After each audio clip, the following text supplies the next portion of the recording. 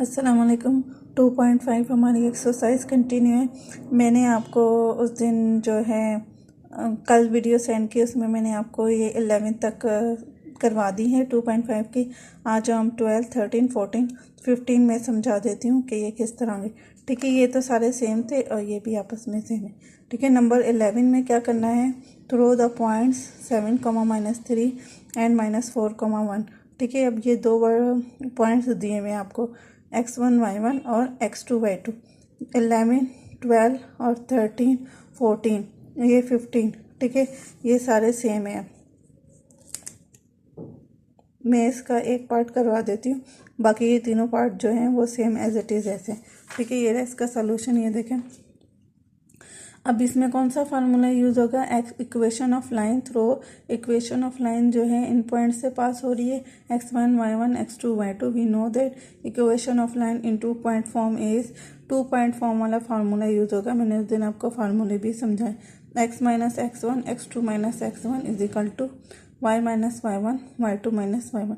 अब x1 x2 y1 y2 की value आप पुट कर दें, ये देखिए ये पुट कर दी। ठीक है, ये माइनस के हो जाएंगे 11 और ये 3 1 माइनस माइनस 1, 1 और 3 हो जाएंगे 4। ठीक है, ये देखो माइनस के 11 और 4 और माइनस माइनस प्लस का 3 और ये माइनस का 7। अब यहाँ पे क्रॉस मल्टीप्लिकेशन हम करेंगे।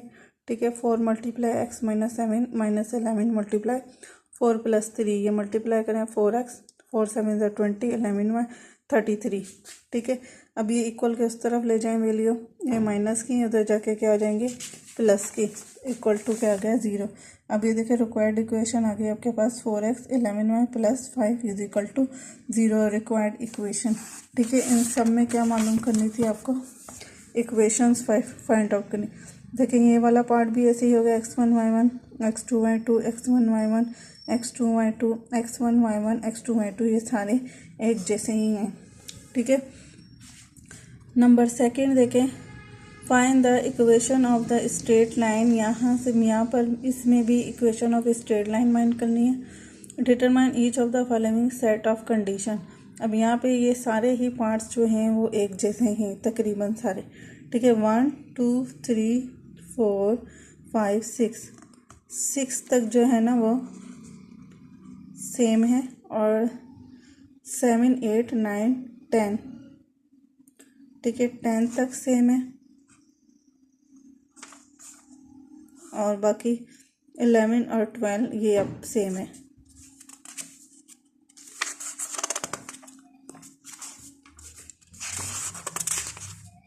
ठीक है, ये सेम है आपस, ये दोनों सेम है, ये सारे सेम है 6 तक। ठीक है, और बाकी ये सेम है और ये दोनों सेम। अब नंबर 6 में क्या गिवन है, फर्स्ट पार्ट देखें, जैसा फर्स्ट पार्ट है ना, अब ये देखें 6 तक सेम सारे पार्ट एक जैसे ही याद है।